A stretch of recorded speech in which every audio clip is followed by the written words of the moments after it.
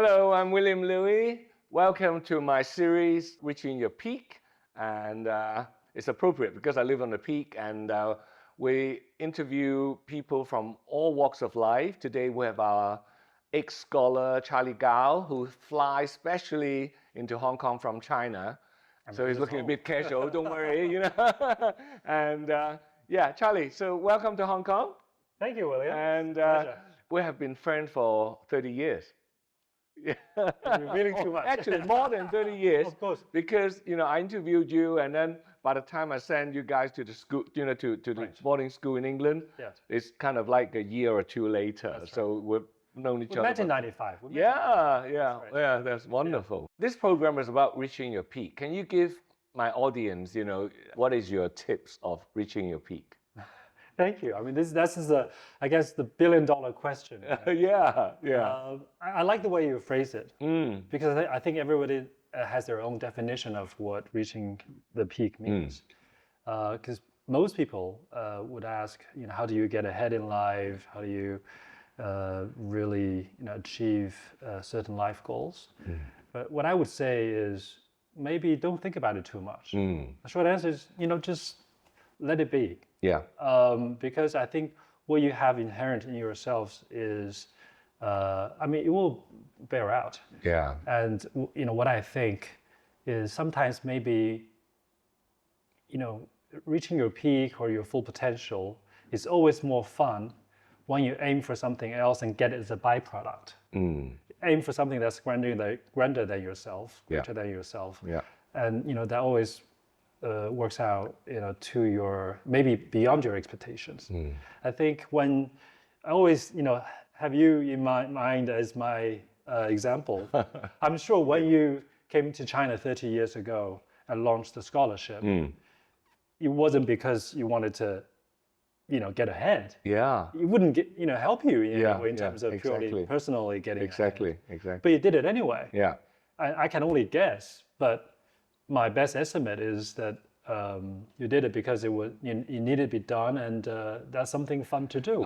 Interesting, right? I did it because I just had this idea because I was inspired by my grandmother who was a philanthropist, and she did very secret. She did in secret. Nobody knew that she was doing charity, which I think is the highest level of doing charity, without getting any recognition, without getting any honor from any organization. She just does it. She did it quietly, right? So I was brought up with her, and then I decided to help. I just had this idea of helping the brightest people. I was thinking that they could change the world, changing the world, right?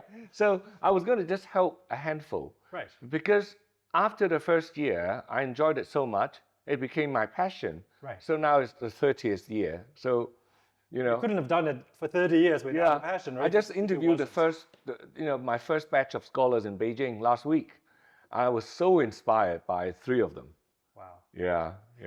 Just that, continuation of effort, right? You're still doing the interviews yourself. I chose to apply to your scholarship and also accept it when it was presented. I think also it wasn't, people think, oh, of course that was a big changer in my life. My life path completely altered because of you, because of your scholarship. But back then, thinking back, I didn't choose it because it could get me somewhere better. Nobody knew what was going to happen and how well we would do in England. So thinking back, I also took this, I guess, more off the beaten path option. Yeah. Because it was more challenging, it was more interesting, and like you said, it could open new possibilities. I think exploration of potential is the only way to really find your true passion and and really take the most out of what life. So we were talking about passion leads to hard work, and hard work is automatic because hard work doesn't feel like hard work. So you just keep on, so you just keep on doing what you like doing, so it doesn't feel like work. Right. And you're enjoying yourself. Right. And I had this idea of sending you guys to boarding school, top boarding schools in the UK. It was because I believe in networking. And it's no point just being a good student, getting 100% in your exams, Right. and you don't know nobody. Right. You know, the world is about connection, about interaction, Right. right? Right. So I sent you to top boarding schools and you met the right people. And then you went to Cambridge and you met another set of right people. And then you went to work for Morgan Stanley. Right? Yeah. That was really crucial. Yeah. I mean, I'm a little bit ashamed to say that I'm not very good at networking. No, all my scholars said they're not good at networking, but you have to be good at networking in order to get to this stage.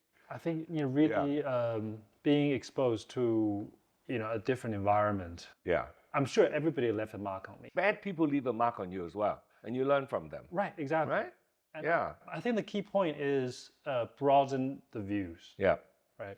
So in terms of Millfield and or even before Millfield, yeah. I think what really I still remember to today yeah. really left a big mark on me was how you personally took the whole thing. Yeah. Right? So you picked us up from Heathrow on our first trip, on our first flight. Yeah, not many people knew that. I make sure I arrive a day before you guys. Exactly. Because it was the first time you ever traveled outside of China. Right.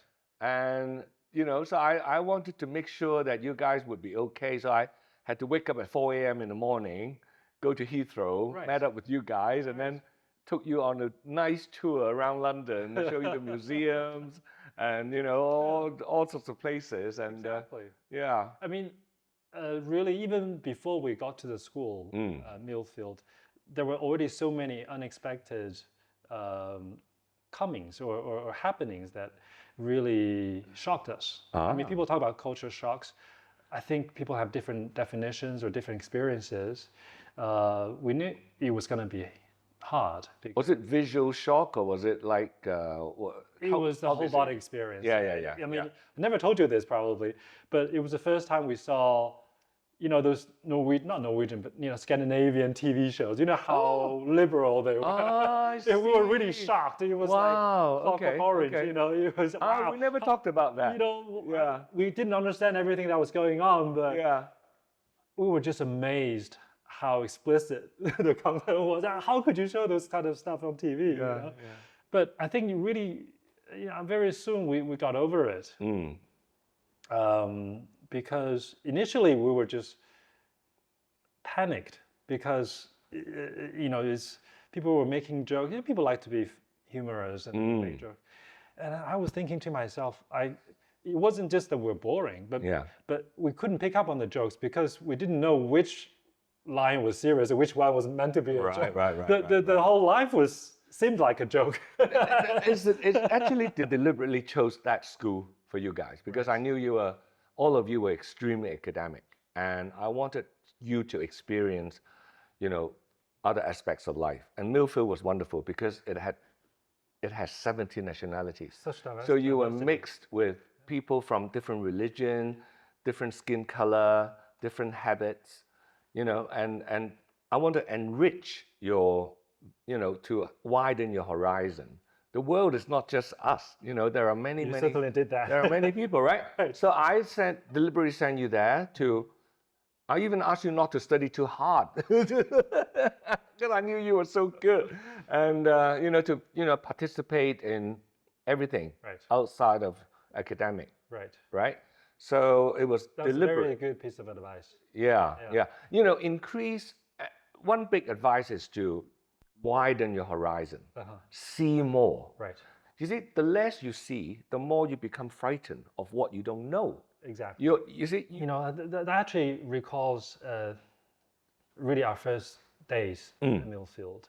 Because the first couple of weeks was complete chaos, right? We were trying to figure out. For me too. I was brought up in Hong Kong. When I arrived in Millfield, it was like so huge. I got lost going to the lessons. It was so exactly. we didn't know we had to pick our own lessons. In China, you stayed in your own classrooms. Teachers would. Yeah, we go to the lessons. Yeah. Now it's the other way around. But really, I think the academics helped me because it kind of served as an anchor. Because that was something that we know how to continue to do well in. Yeah. right? So what really, how I found ground, so to speak, was that maybe after a couple of weeks, then we figured out, oh, even though these people look different, talked different, and behave different, but fundamentally, deep down inside, they all had the same concerns, the same worries. Yeah.